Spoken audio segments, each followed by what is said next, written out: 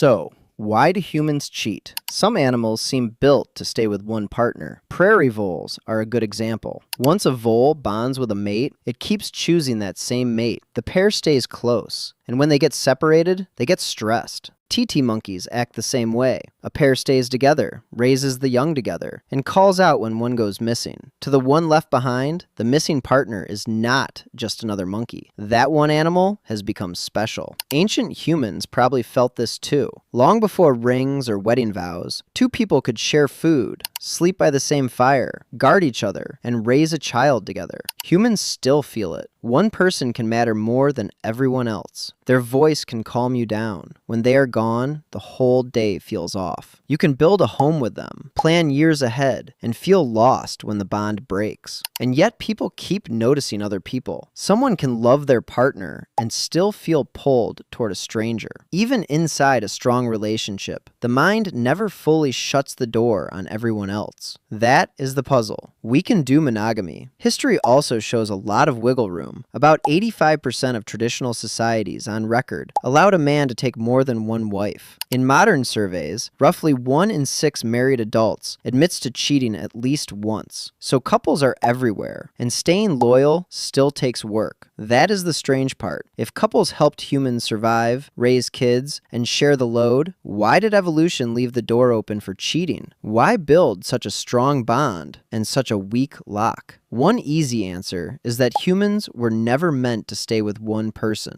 That sounds tidy, and it skips half the story. People pair up almost everywhere. They share food, guard each other, raise children, and grieve when a relationship dies. Jealousy shows up because the bond is real. Heartbreak hurts because the bond is real. Some couples stay devoted for 50 years. So the question is not whether humans can be loyal. We clearly can. The harder question is why loyalty takes so much effort. To get there, one word needs cleaning up. In biology, monogamy can mean a few different things. A pair might live together and raise young together. That is social monogamy. A pair might also stay sexually exclusive, sexual monogamy. And there is genetic monogamy, where every young the pair raises actually came from those two partners. These do not always line up. Two birds can build one nest, guard it together, and feed the same chicks. From the outside, they look like the perfect couple. A DNA test can tell a messier story. Humans are a mix too. We form strong bonds, and those bonds can end, restart, or overlap. People split up, remarry, lose a partner, or quietly cross a line. So when someone says humans are monogamous, ask one simple question: in what way?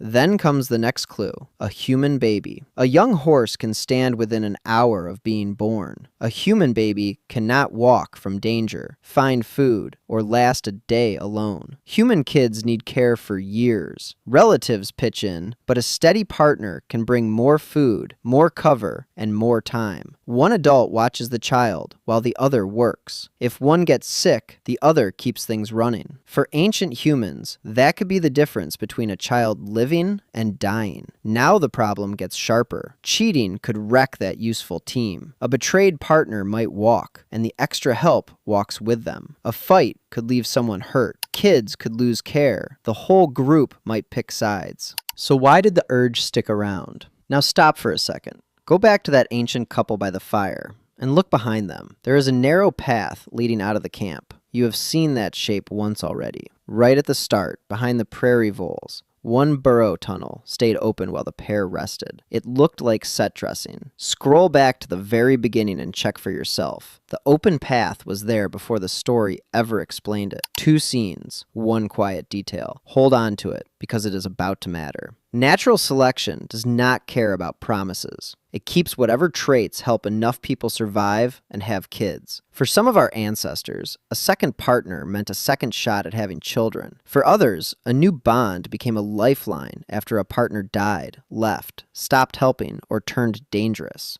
That made cheating a gamble. A person could win a new partner and lose everything they had already built: the home, the help, the kids, the allies, and their good name. So there was pressure in both directions. Stay close to a partner you can count on. Keep an eye on other options in case life falls apart. One pole guards the bond, the other keeps you ready. Why would the brain hold on to both? Because love runs on more than one system. Desire can pull you towards someone new. Romantic attraction can make one particular person impossible to ignore, the kind you catch yourself thinking about at a red light. Attachment works differently again. It makes a familiar partner feel safe, like home. Most of the time, these systems pull together. Sometimes they do not. You can feel deeply attached to one partner and still feel a spark for someone else. That spark does not decide what happens next. It only opens the moment where a choice starts. Then the brain adds an alarm: jealousy. A partner goes quiet. A phone lands face down. Someone new starts getting a lot of attention. The alarm trips. A little jealousy can protect a relationship. Too much turns into control, fear, and sometimes violence. A weak alarm misses a real threat. An alarm that never shuts off burns down the home it was trying to guard. Now cut the music. Zoom straight into the phone. A new name lights up the screen. Now cut back to the ancient camp. Same problem, different screen.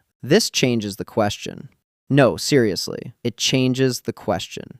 Maybe evolution did not forget to delete cheating. Maybe deleting it would have broken something humans still needed. The power to form a new bond can save you after a loss. The power to leave can save you from someone dangerous. The power to notice a new partner matters most when your current bond is already coming apart. Those same powers cause trouble inside a good relationship. To rip out the option of cheating, evolution would have had to rip out the systems that let people move on, choose again, and rebuild after loss. Picture someone whose bond could never weaken. Their partner dies, and the attachment never loosens. Their partner turns violent, and leaving feels impossible. Their group moves away, and no new bond can ever form. That person would be perfectly loyal. They would also be trapped. Ancient life shifted too often for a lock like that. People died young. A single bad season could scatter a whole group, with food gone and partners lost on a journey, in a fight, or to illness. A brain that could bond again had the edge. The catch is that this flexibility did not politely wait for the old relationship to end. The ability to notice a new partner stayed switched on even when the current bond was healthy.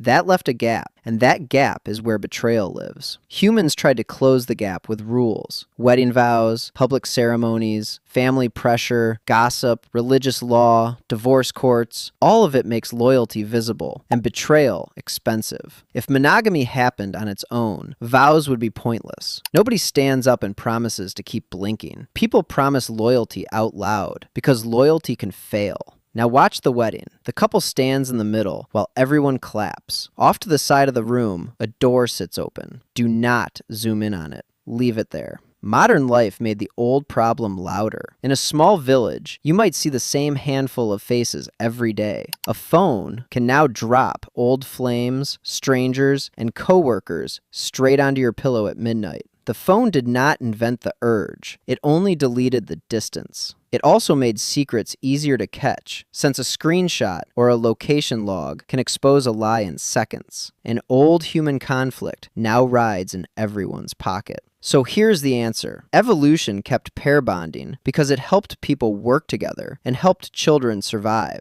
It kept the flexibility because partners died, relationships failed, and people sometimes had to start over. We got very good at making one person feel special. We never got blind to everyone else. Cheating survived because the parts behind it still earn their keep. Desire is what sends people looking in the first place. Attachment is what holds a couple together once they find each other. Jealousy stands guard over the bond. And flexibility is the escape hatch that lets someone leave a dead relationship and love again. Those systems can pull in different directions, and that is where the urge comes from. The urge is not the same as the act. Anger is natural too. So is fear. So is hunger. None of them has ever decided on its own what a person actually does. You can step back. You can tell the truth. You can protect the relationship or end it cleanly before starting another one. Evolution hands us the impulse. It does not sign our name. Now go back to those open paths one last time. Behind the prairie voles, one tunnel stayed open. Behind the ancient couple, a trail led out of camp. At the wedding, a side door never closed. On the phone, a new chat window opened in the same corner of the screen. 4 moments spread across all of human history, and the same open door in every one.